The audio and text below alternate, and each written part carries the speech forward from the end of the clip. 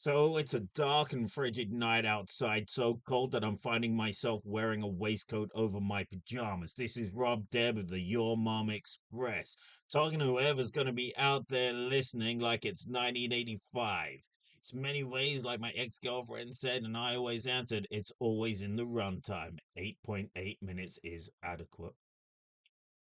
But as I sit here in front of the screen about to talk about Big Trouble in Little China, almost as if it's looking like it's an 8 foot heckler in front of me going, do you even have a 20 in you? I just knew that I need to look it right in the eye and go, yes, sir, the set is in the mail. It is I, Ledeb.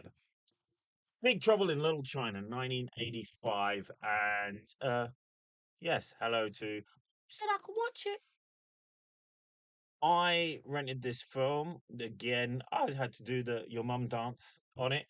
This is an odd one though. I'm sure I recall it being a PG at the time of release, but for some reason it was a 15, or maybe there was some 15 videos out there of it. I don't know if it's to do with martial arts. I suspect that it was some idiot just went, oh, it's probably a nunchucker in it, and then stuck the certificate on it. For those of you who don't know, we are talking about 1985, where nunchucker scenes were banned. There are no nunchuckers in this film. So that didn't save us from something, but probably portrayed something else. That's all theoretical in my mind because I really don't know why. Well, I do. I do. It's lewd, but I'm sure that there was worse at the time. I suppose it's one of those films that was that big punch towards the 12th. For those who don't know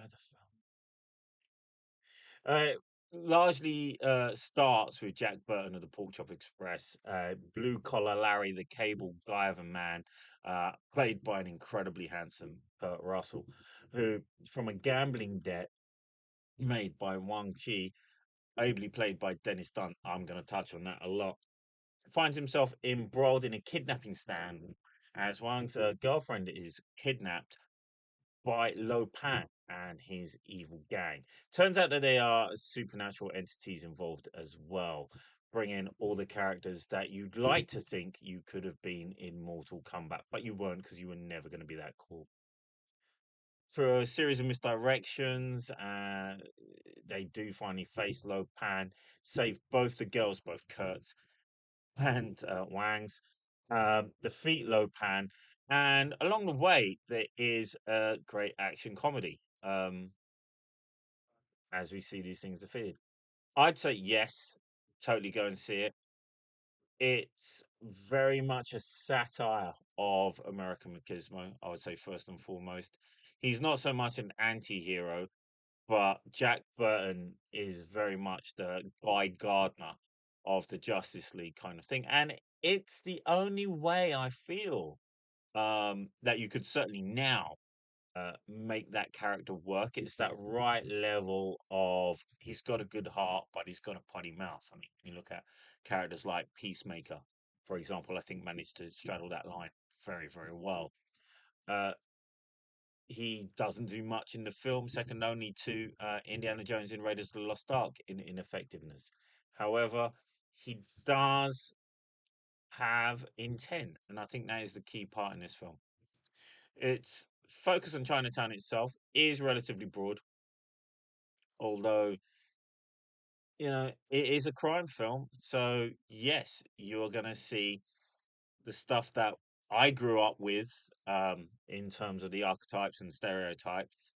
Uh, Frankly, I grew up in London, and there was a big period of where like every other film in terms of East Asian origin was to deal with comments about triads and Chinatown, and you could none of this stuff really just conflated into this morass, um, which is probably as inflated, and I'm sure it is as inflated, except for the fantasy element of when Thunder commits seppuku at the end of this by blowing out his nose like a garbage pail kid and letting himself inflate into his own knife. Kim Cattrall does bring that sort of savior role, but at least it's very knowing about the tofu shoes, yoga, Pilates chakras of such characters. Although she is very smitten with Jack. If there is anything that I would say could have done with a bit more bolstering is some more agency for the women in the film. Simply because it's John Carpenter, he's not really been shy. You know, he did create the final girl, really, with Halloween.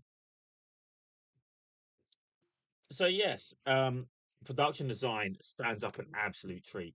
I remember at the time my brother declared this film. Now my brother Mycroft is 7 years older than me, as giving it best freak of the year award for the Shoggoth orangutan. It's a Shoggoth um, that runs around the place and is the post credits in the back of Jack's truck. It is amazing, the work in here. The baby beholder, which is the spy and everything else. There are some moments towards the end where you go, "There's a lot of money for a millisecond scene." Giant caterpillar eating people. I would say that this film definitely hits the notes. Um, it's lascivious. It's got pulp. Now, having said that, it would be remiss for me to ignore the fact that many people have found this film offensive. Um, I know that when I was at college, a friend of mine, Quang, was quite vociferous in not liking its depiction of East Asian culture, Quang himself of a Chinese and Vietnamese descent. I would say that that's totally fair. I would want to bring this into a broader point about offence here. I would also say that his continual attempts to try and get me a leading role in Short Circuit 3 um, as being the funniest fake Asian he knows kind of undermined any righteousness. But I mean, let's face it, non-soap is funny. Have you ever suffered from incontinence? Is not. To pretty much peak with that character.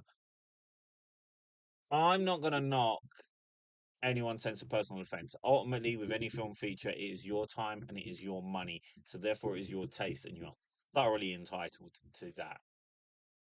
I would say that while I didn't find it personally offensive, I think it did play Jack to enough flaws. Dennis Dunn got to do both comedy and action in a way which is what I really found offensive. I really find offensive just watching this is thinking about the actors who are brilliant in this. Dennis, I've probably spoken about before in Prince of Darkness and many other John Carpenter films. He's great. I've loved his work. I love his comedic timing, and he's just incredibly likable while being sincere. And you can see intent in this film as well. There is a level of action here. Yes, the fight scenes are probably not, in fact, they aren't as well choreographed as we've seen in many Asian flicks of the time. But I think he deals with it as ably as anyone just drama school would.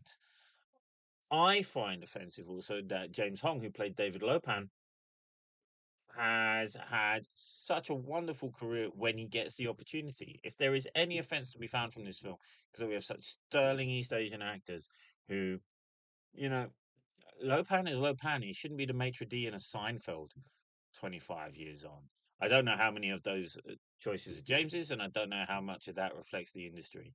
But if there's anything that I'm going to focus on the offense of, is that this was a massive calling card for so many East Asian actors, for probably so many East Asian set designers, so much going on in here.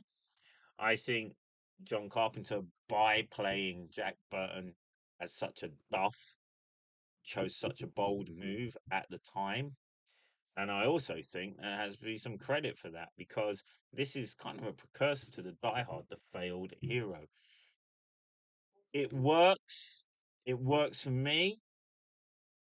There are moments of suspense. They managed to bring in enough people that you're worried might actually die because you know that the hero never does. And it totally holds up at this time. I do think as I watch it, there is no way that you can watch a film um, of such a genre that does play on certain elements of supposed to be the fear, the uncanny, and for want of a better word, the yellow peril, pokes Ten Rings in the same way. Um, at the same time, I do feel that the fingerprints of this film are in the Ten Rings itself. So yes, totally worth a watch. To me, and I think to many other people, I'd say that you know what? When it comes to offense these days, I'm looking at the industry. I'm not even looking at the camera anymore. I'm looking about who's getting the work and who's getting paid. That's the only thing that makes me worry about stuff. And stop looking at the way my head is sort of bobbling because I've got my shoulder here. That's got nothing to do with being South Asian descent. You disgust me, and I think it's time we call this one to a end. Thanks for watching.